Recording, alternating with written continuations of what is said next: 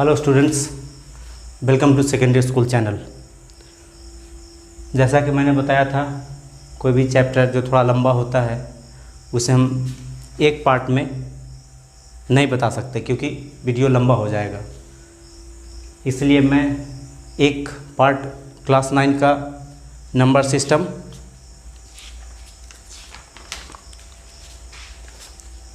आपको पार्ट 1 का कॉन्सेप्ट बताया हुआ है, जिसको एक या और 2 पार्ट और इसका हो जाएगा। तो आज हम लोग सेकेंड पार्ट में चलेंगे। तो आज पिछला वीडियो में मैंने ख़त्म किया था कि √2 को या √3 को किसी भी रूट वाले नंबर को, यानी इसको नंबर लाइन पे कैसे लोकेट करते हैं। लोकेट √2 ऑन नंबर लाइन, इसको मैंने बता दिया था। हिंदी में हुआ कि √2 को नंबर लाइन पे दर्शाइए। तो सबसे पहले मैंने इसको ऐसे करके समझाया था कि ये एक स्क्वायर है, अर्थात वर्ग है, जिसका साइड ए है, और हम लोग जानते हैं कि स्क्वायर का सारा साइड इक्वल होता है। और पाइथागोरस ABCD एक हमारा स्क्वायर हो गया, और इसका AC का जो होगा AC square is equal to AB square plus BC square. हम इसको एक मानते हैं, इसको एक मानते हैं, तो AC is equal to under root AB square, AB is equal to 1 square plus BC is equal to 1 square, यानी कि √2। यानी इसी को अगर हम लोग नंबर लाइन पे इस तरह से लोकेट करेंगे, जैसे मान लिया जाए यहाँ 0 पॉजिटिव इंटीजर है, पॉजिटिव है, इसलिए 0 के इधर ही होगा। एक यहाँ से 1 यूनिट मैंने लिया, 1 यूनिट, और इसी के बराबर 1 यूनिट इस पे परपेंडिकुलर खींचा, तो P square plus B square, ये जो हमारा हो जाएगा √2 हो जाएगा। और इसी को OB को रेडियस मान के ऐसे करके कंपास से हम लोग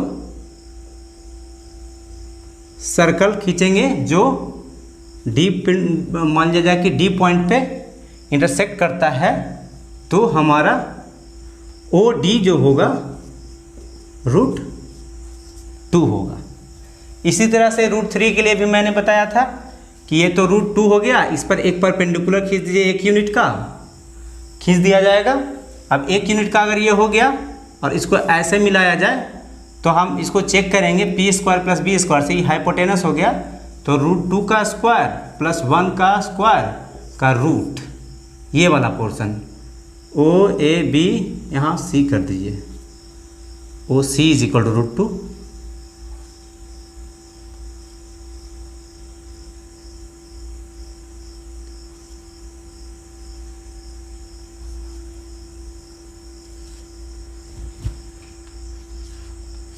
OC इज इक्वल टू √2 और यहाँ D, तो OD इज इक्वल टू हो जाएगा इतना, अर्थात 2 + 1 का रूट, यानी √3।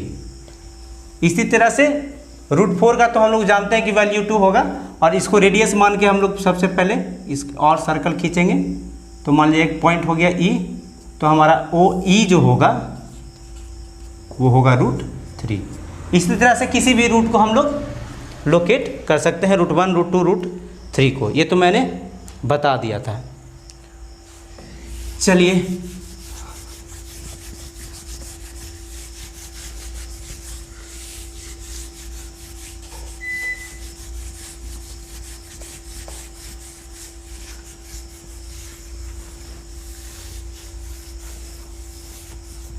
अब मैं बताता हूं कि इसका डेसिमल एक्सपेंशन बताता हूं रियल नंबर का।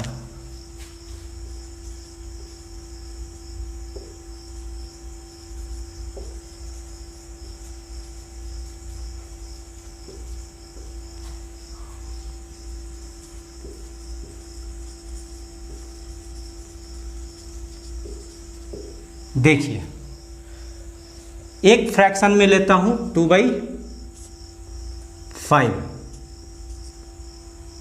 जिसको अगर हम लोग डिवाइड करेंगे तो आएगा 0.4। अगर मैं लेता हूँ 7/8,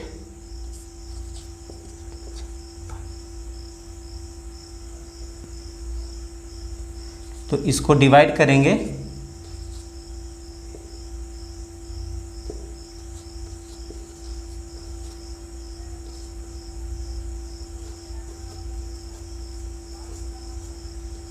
तो इसका वैल्यू होगा 0.875 और एक मैं लेता हूँ ये 0.3333।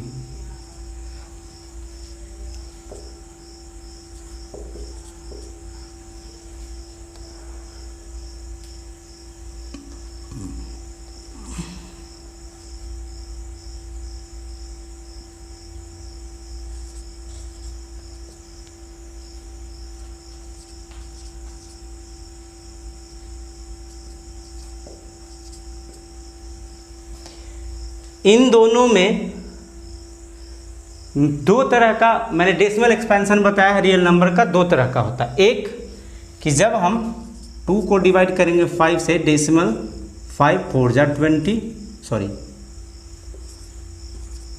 तो हमारा यहाँ रिमाइंडर 0 हो गया है, यहाँ भी रिमाइंडर 0 हो गया है, और यहाँ रिमाइंडर कभी भी 0 नहीं होता। यानी पहला केस हमारा हो गया इसमें केस 1, रिमाइंडर बिकम्स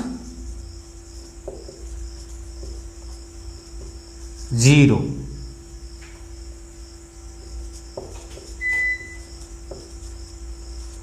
यानी किसी भी 2 4 5 स्टेप के बाद जो है रिमाइंडर हमारा 0 हो जाता है। तब इसको कहते हैं हम लोग टर्मिनेटिंग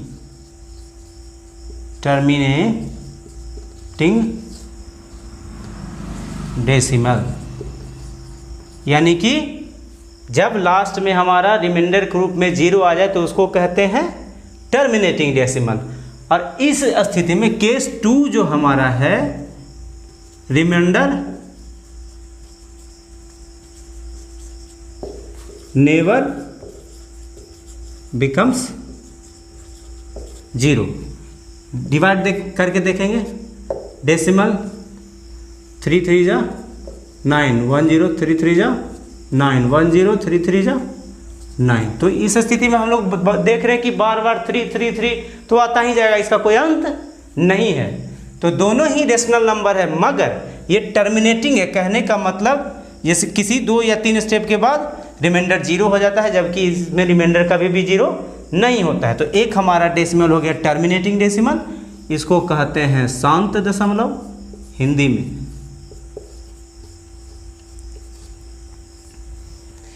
हिंदी पर भी ध्यान देंगे, क्योंकि मैं बार बार कहता हूँ हिंदी को हमें आगे बढ़ाना है, क्योंकि हम हिंदुस्तानी हैं।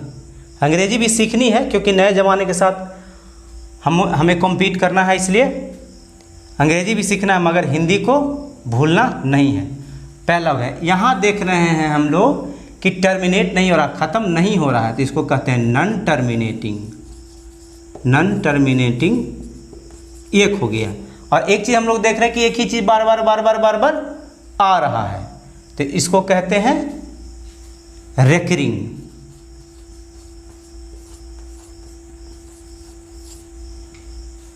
नॉन टर्मिनेटिंग रेकरिंग है ना।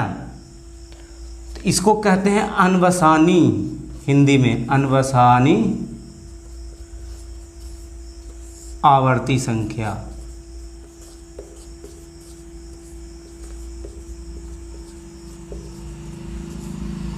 अनवसानी आवर्ती संख्या। तो हम लोगों ने देखा, एक और उदाहरण दे सकते हैं। मान लीजिए 2/7 का हम लोग लेते हैं, 7 से डिवाइड करेंगे 2 को, 7 2 जा 14, 6 7 8 जा 56, 4 7 5 जा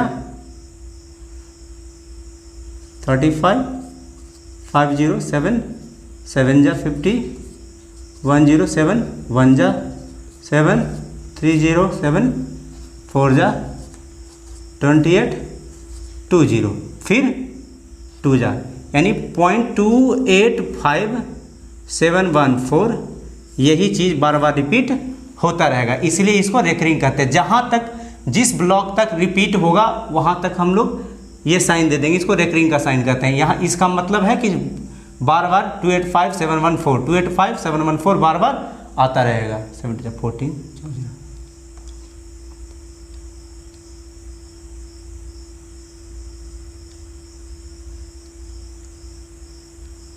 हाँ, तो हम लोगों ने देखा कि दशमलव के दो प्रकार होते हैं रेशनल नंबर में। एक होता है कि रिमाइंडर जब 0 हो जाता है तो उसको टर्मिनेटिंग डेसिमल, हिंदी में शांत दशमलव कहते हैं, और दूसरा होता है नॉन टर्मिनेटिंग, यानी कि कभी भी डेसिमल उसका रिमाइंडर जो है, शेष जो है शून्य कभी भी नहीं होता, उसको नॉन टर्मिनेटिंग और रेकरिंग कहते हैं। क्योंकि किसी खास ब्लॉक, ये इसमें तो एक ही ब्लॉक है क्योंकि 3 बार बार रिपीट हो रहा है, इसमें भी एक ही ब्लॉक है, लेकिन इसमें 6 अंक का ब्लॉक है। ये 6 अंक के बाद फिर से दोबारा रिपीट करेगा, इसलिए इसको नॉन टर्मिनेटिंग रेकरिंग कहते हैं। ये हो गया। और नॉन टर्मिनेटिंग नॉन रेकरिंग जब लग जाता है तो वो इरेशनल हो जाता है।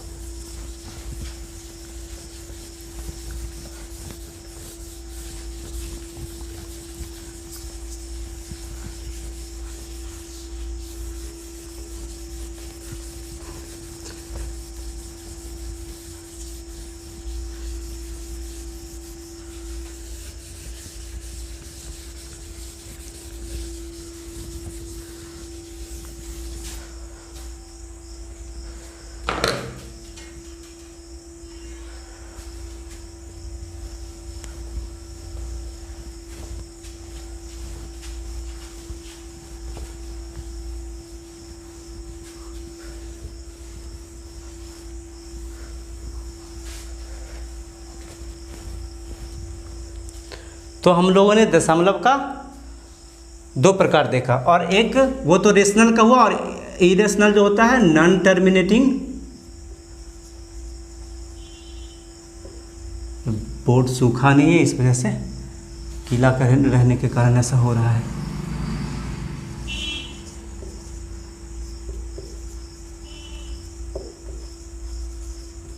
नॉन टर्मिनेटिंग नॉन रेकरिंग,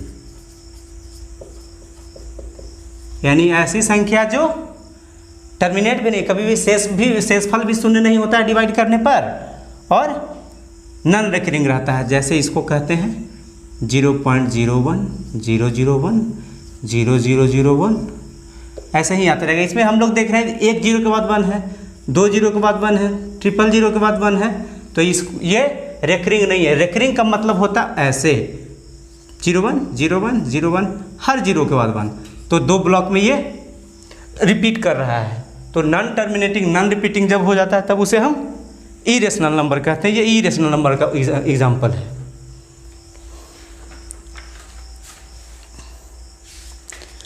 अब इसी से रिलेटेड एक एग्जाम्पल मैं देता हूं।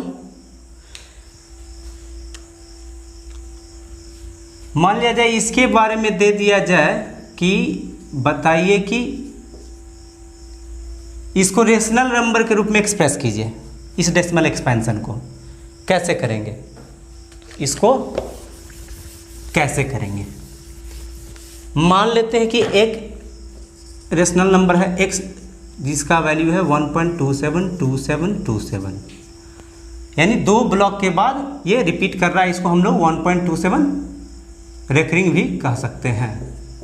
ठीक है, अब है 2727 x इज इक्वल टू, अब मैं दोनों तरफ 100 से इसको मल्टीप्लाई करता हूँ। हम लोग जानते हैं कि इधर मान लिया 5 = 5 है, इधर भी अगर 100 से हम लोग मल्टीप्लाई करें तो इधर भी 100 से करें तो इक्वेशन दोनों बराबर ही रहता है। उसी प्रकार से मैंने 100 इधर भी मल्टीप्लाई किया और 100 से इधर भी मल्टीप्लाई किया,